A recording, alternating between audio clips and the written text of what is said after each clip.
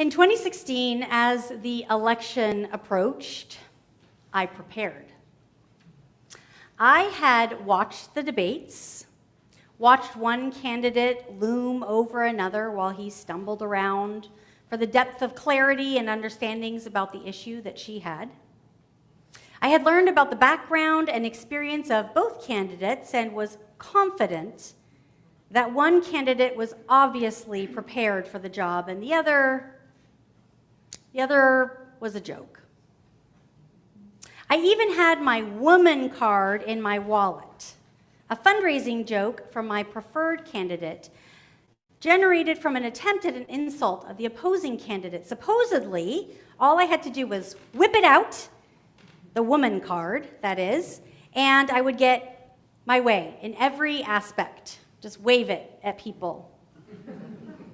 I hadn't found that to be effective so far, but I kept it in my wallet just in case it would come in handy. My final preparations involved making a lengthy stop at a thrift store. And there I spent more time than I admitted to my husband, trying on every single pair of white pants and jackets that I could find in my size.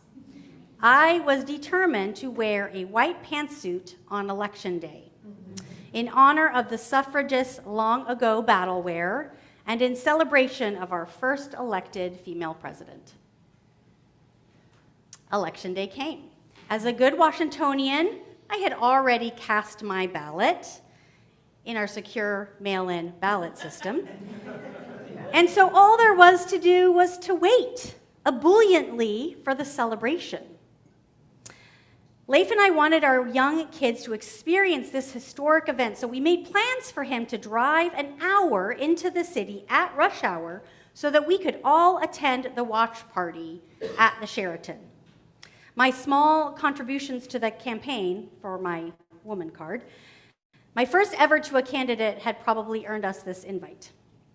Before I headed into the city for my classes at school, I blow-dried my hair out into an homage of the candidate's bob. I put on my royal blue shell, my white mismatched pantsuit, and my red shoes. Walking up the hill to my seminary class, I waved and laughed at the appreciative honks. I was beaming. I was ready for history to be made, for our first female president to be elected that day. The choices were so clear. I had no doubt in my mind which way the vote would swing. I don't know how your night went that night in November 2016, but I bet you have some pretty clear memories too. After a muted and stunned watch party in the ballroom, we gathered our children fairly early on in the evening and made the long drive home in a grim and worried silence. Our children were confused why we were no longer celebrating. I keenly remember being on my knees at one point in the night, wailing to Leif, as I realized just how many of the Supreme Court vacancies would be filled with a winning candidate's choice. The discovery that my country was more interested in a morally bankrupt man who promised a return to the past where white people held power, whose past was littered with racist allegations, sexual assault, and zero tax accountability, over a competent woman with more experience than most previous candidates. It rocked me. Although I'm not sure why. People of color in our country were not surprised. In seminary, I had been studying as a special emphasis our country's racial past, particularly our country's white Christian supremacist beliefs. I had read again and again about our country's resistance to relinquishing their white hold and power. I knew all about the misogyny that governed how I carried myself in my professional life. I just somehow, on that day, in that season, I thought we were beyond it.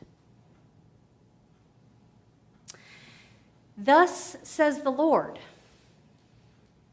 "Cursed are those who trust in mere mortals and make mere flesh their strength. Since that day, we have seen assaults on so many people who infringe on this idealized version of America, one that is white, heterosexual, married with children, and the male as the clear head of household, English-speaking, and most definitely Christian. Just in the last week, the Supreme Court removed key protections from asylum seekers and immigrants, expanding presidential power over immigration. Overturned a state's law that allowed private property owners to ban guns on their private property, sided with a massive oil company, and refused to take a case about a non-Christian religious liberty in our prisons. They are planning to release more decisions in the next few weeks, including high-profile decisions on birthright citizenship and transgender athletes. On the lower levels of court decisions and state laws, many of us remember when Lily preached from this pulpit and shared how legal attacks on trans people have increased dramatically. And I don't even know what the fold number is for this. From 153 anti-trans bill in 2021 to a gobsmacking 1,022 anti-trans bills last year. So why is my sermon dragging us through remembering this drought we are in on a day meant to celebrate pride? Because sometimes it helps to name what we feel, to give words to the grief we are experiencing, the disappointment in mere mortals who are around us before we can move through it. They shall be like a shrub in the desert and shall not see when relief comes. They shall live in parched places of the wilderness, in an uninhabited salt land. We find ourselves in a parched place right now, community. This is a pride year where corporate supporters have pulled out of the Pride March, where our trans siblings are under attack, where people who are married legally are afraid those rights will be taken away. We are in a parched place.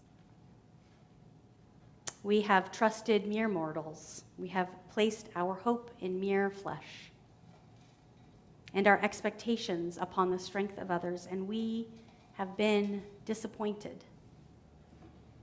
So deeply disappointed.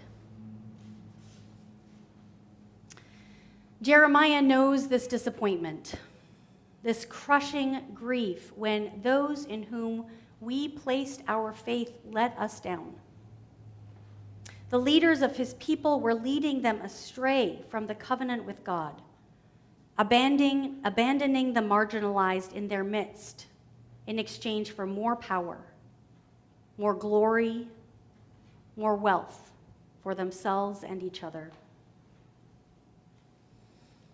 But Jeremiah reminds us that God is here to offer us another way.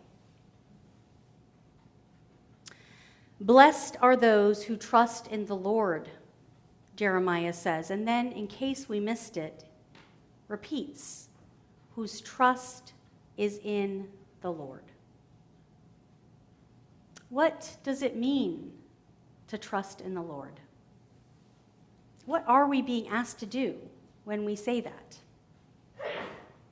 Does it require us to believe that God has some plan, that this dry period is simply all a part of God's grand schema in which we are unwilling, suffering pawns? Does it mean that we no longer participate in the political process, withdrawing our passion and our labor and contributions? Does it mean that we let go and let God? I don't understand Jeremiah's urging for us to trust in the Lord as any of those things. Blessed are those who trust in the Lord, whose trust is in the Lord. They shall be like a tree planted by water, sending out its roots to the stream. It shall not fear when heat comes. What do you place your faith and hope in? Yesterday, I had the privilege of marrying two people that were overflowing with love for each other, brimming with hope and possibility in the sense that they belonged to each other. We talk a lot about how God is love here in our church, and there's nothing like a wedding to help you remember what that looks and feels like. A love that extends mercy, that embraces our faults as part of who we are.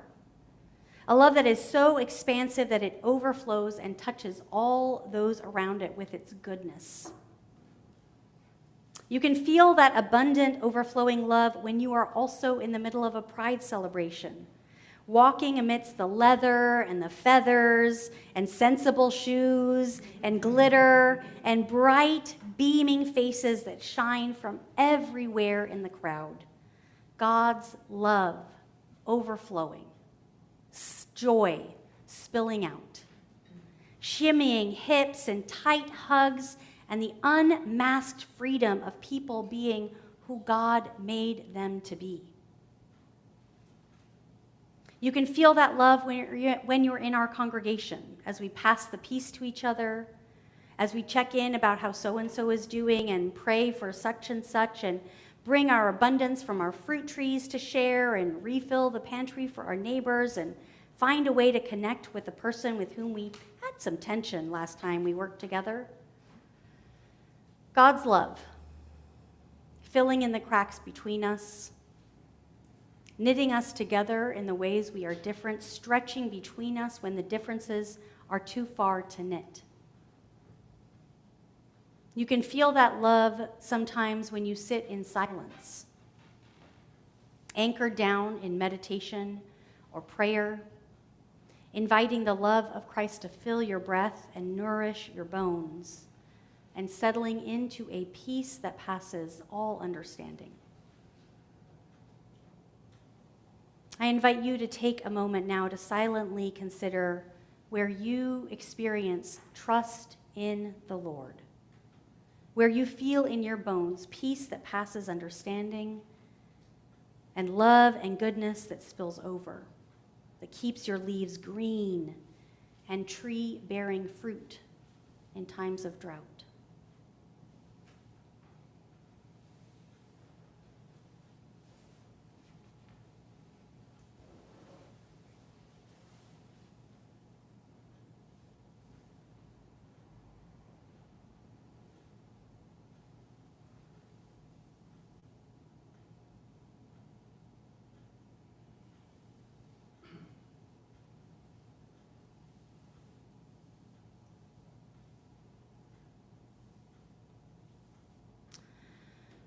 All of these places of love and freedom and joy and belonging, that is trusting in God.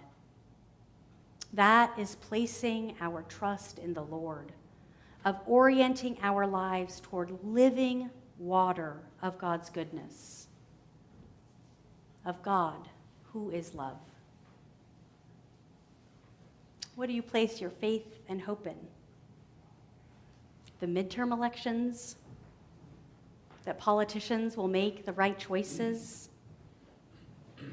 That anti-trans legislation will just wither on the vine because it is so horrific it couldn't possibly get passed? We work and we partner and we show up to those things because they do matter. Our actions and our labor toward a world we want to see. When we're in a salt-baked desert, it does matter. Showing up in real ways for our kin does matter, but we are not called to be shaken by the outcome. Our roots do not scrabble across the dusty desert floor to wilt whenever they encounter a drought. we are guided instead toward reaching deeper, down into the living water that runs deeper, deeper than that surface drought. The roots of our tree shall not fear when he comes, and its leaves shall stay green. In the year of the drought, the tree is not anxious. Our open and affirming church serves as an oasis in the desert, a place where the parched and thirsty can come and drink living water that reminds them that they are holy, good, worthy, beloved. We can offer them that water because we drink from it too. In our 31st year of being open and affirming, we continue to proclaim loudly and with pride that all are welcome. Not because the mere mortals in power always believe that, but because we put our trust in the Lord, in the living water that never runs dry, that always has enough to refresh us, that is there whenever we send our tap root down. We extend our green boughs to shade those in the parched sun, and we will continue to bear fruit that nourishes one another. As the Reverend Derek A. Terror, acting executive director of the Open and Affirming Coalition, says, "Beloveds, we are not here because the world has been kind. We are here because God has been faithful. We are still standing not because the heat never came, but because our roots found living water. And as long as God is faithful, we shall not be moved." And let the people say, Amen.